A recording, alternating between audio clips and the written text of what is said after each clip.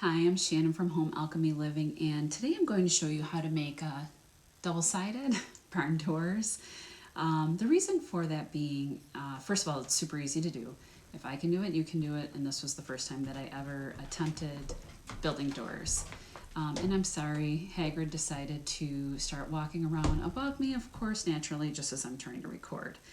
Anyway, barn doors, they're really easy to build, they're inexpensive, and they're great for those weird width, height, doorway entrances where you may need custom doors. For me, I have an extremely wide doorway between my kitchen and my lower living room. And I thought, you know what, instead of customizing this, I'm just going to do it myself.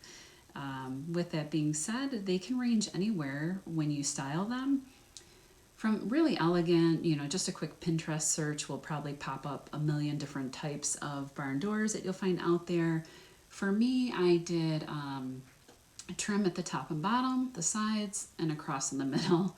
And I tend to go with more of a rustic vibe. I like it, it kind of fits my house better, and it's super cozy.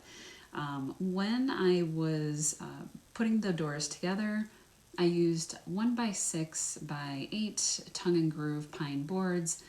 They interlock, and I kept the width of the door as a whole size simply because I didn't feel like using my table saw, so that's just something that I'll throw out there. In the video, if I'm going too fast, you can hit pause at any time. And I did include text boxes as well, so you can see exactly what I'm saying while I'm narrating verbatim. And I think that's pretty much it. If you have any questions, please feel free to comment or question down below.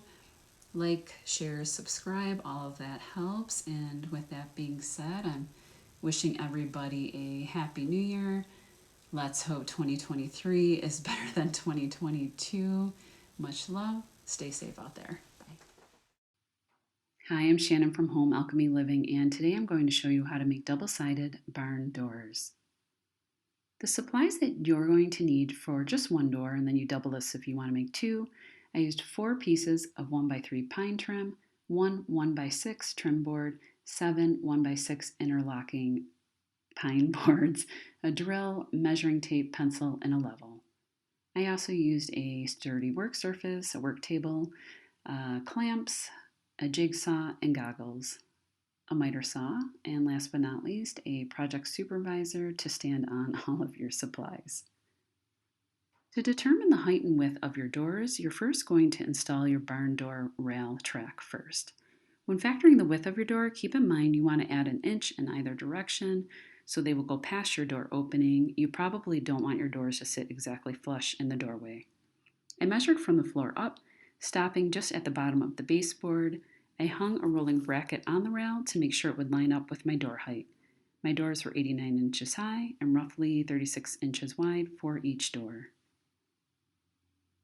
Once I knew the height for each door, I marked off 89 inches on all 7 of my tongue and groove boards, of course, with the super looking over my shoulder the whole time. And then I moved on to make my cuts to all the boards using my miter saw. Once all of your boards are cut, you can start locking them together. You may need another person, as sometimes even though they do lock together, they may not fully join at the top or the bottom. For this step, you can also use Loctite or liquid nails to put along the edges of the tongue and groove boards before pushing them together. When all 7 of the boards were done for the first door, you can join them by clamping them together. And then what I did was I measured the width for the top and bottom trim board. This is where your 1x6 pine trim board comes into play. After installing the top and bottom boards first, you're going to measure for your side trim next, or if you want a different look, you can always do the sides first, then your top and bottom trim. For the cross, lay the first 1x3 trim board across the door and then draw a line. I use the straight edge of a smaller level to draw the line for my cut, and then I repeated the process at the top corner of the door. Next, you're going to clamp the 1x3 boards to your work table and using the jigsaw, make your cuts. After this step, I attached the first board with wood screws. Once the first cross board is attached, repeat the whole process for your second piece of trim.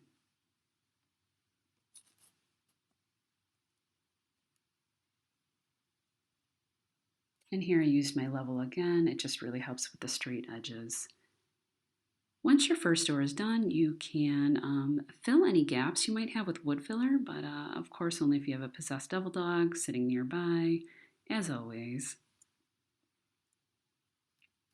And at this point, you can leave the doors if you're satisfied with just decorative trim on one side and move on to staining. But because my doors face my kitchen and my lower living room, I wanted to make the other side decorative as well. To stay within the recommended thickness for each door, I used 1/4 inch lattice and I made a cross on the other side, making my doors exactly 1 3/4 inch thick. You can use liquid nails to attach your thinner cross here, or you can use a brad nailer. At this point, we're just about done. I used Minwax Early American Stain, and then I sealed the doors with Minwax Clear Satin Polyacrylic. Next, the rollers, hardware, and handles were attached, and the doors were hung. That's it. This is the view from my lower living room. And the handles that I ended up installing were double-sided. There was a handle on one side and then a recessed pocket on the other.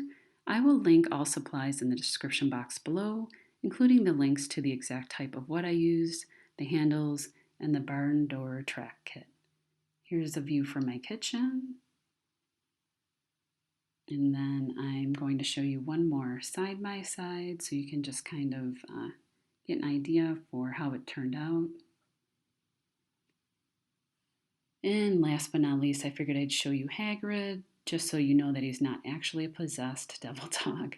Hagrid says, "Thanks for watching. Please like, share, subscribe, or comment down below. Take care."